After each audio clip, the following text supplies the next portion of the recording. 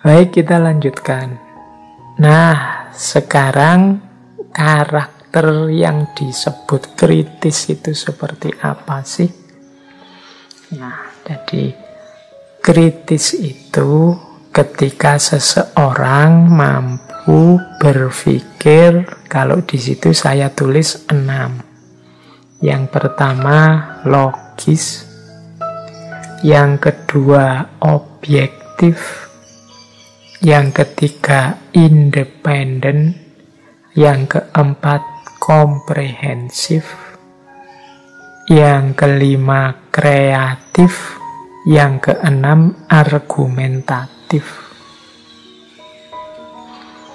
Jadi logis itu ya masuk akal, ndak tabrakan dengan prinsip-prinsip logika. Ini orang kritis.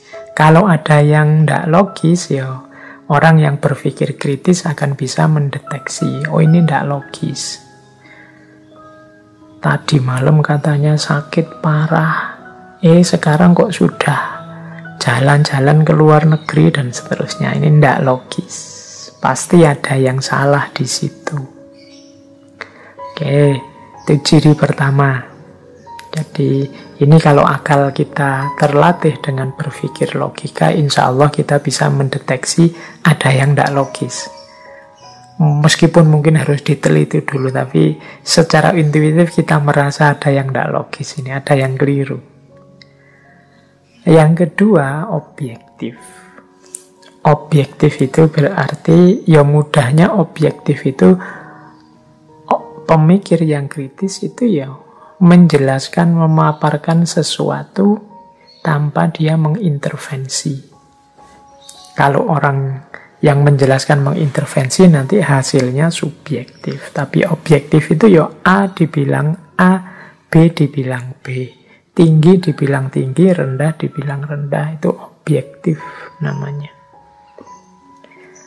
Pak, apa bisa Pak orang itu objektif? Manusia itu kan selalu subjektif. Ini kadang-kadang ada yang bertanya ke saya seperti ini. Ya, kalau ditelaah secara sangat mendalam, nanti ya ketemunya bahwa ya orang itu nanti jatuhnya selalu kalau pandangan ya pandanganku, kalau pemahaman ya pemahamanku. Dan ini kan sifatnya subjektif. Tapi dalam prosesnya tetap kita harus mengedepankan objektivitas. Tidak boleh sejak awal. Kan subjektif itu tidak ada, atau ya berarti saya ngawur saja lah, kan setiap orang sesuai persepsinya. Nah, ini namanya sudah tidak objektif lagi, bahwa nanti hasilnya ya sesuai persepsiku, sesuai pandanganku, yang mungkin tidak cocok dengan semua orang, tidak masalah. Yang penting sejak awal niatku adalah untuk menjelaskan seobjektif mungkin. Aku sudah berusaha untuk diriku tidak ikut campur dalam penjelasan ini, menjelaskan apa adanya. Nah, itu objektif. Bahwa nanti hasilnya ya agak masuk-masuk dikit subjektivitasnya, ya itu manusiawi. Tapi tidak boleh sejak awal niatnya niat subjektif.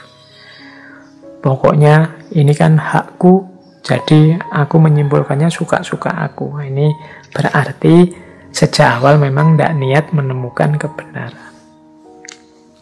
Yang ketiga, independen. Independen itu lanjutannya objektif tadi. Tidak bias, tidak dipaksa orang, tidak dipengaruhi orang. Memang hasil temuannya sendiri tanpa disetir oleh apapun atau siapapun. Ini namanya independen. Yang keempat, komprehensif.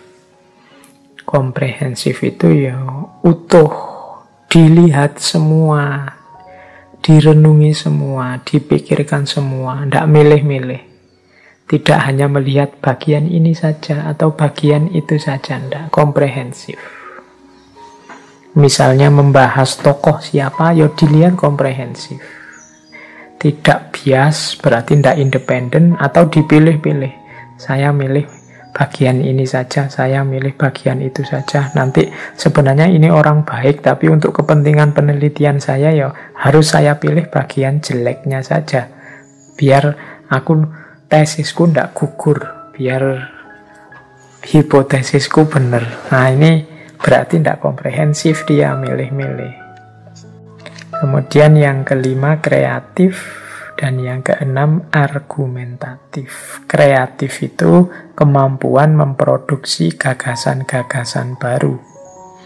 Kalau argumentatif itu menyatakan apapun punya alasannya, punya dasarnya, tidak ngawur. Itu argumentatif. Jadi kalau teman-teman menyampaikan sesuatu, terus orang banyak alasannya apa, dasarnya apa. Nah, kalau kita bisa menjawab, berarti kita itu orang yang argumentatif.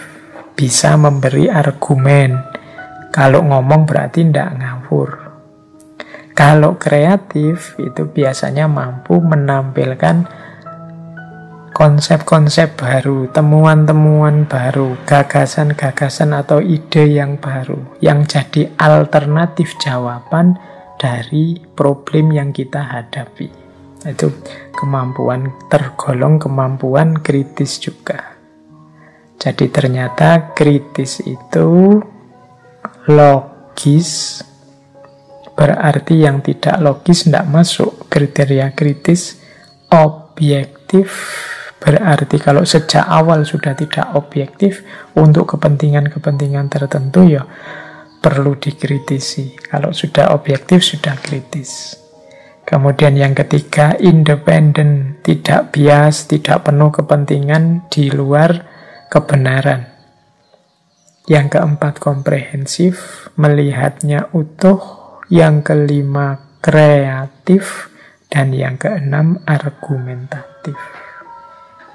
Jadi kalau teman-teman ingin membangun diri jadi sosok yang kritis, kalau mahasiswa ya mahasiswa yang kritis, kalau pegawai ya pegawai yang kritis, tampilkanlah diri kalian sebagai sosok yang logis, objektif, independen, komprehensif, kreatif, dan argumentatif.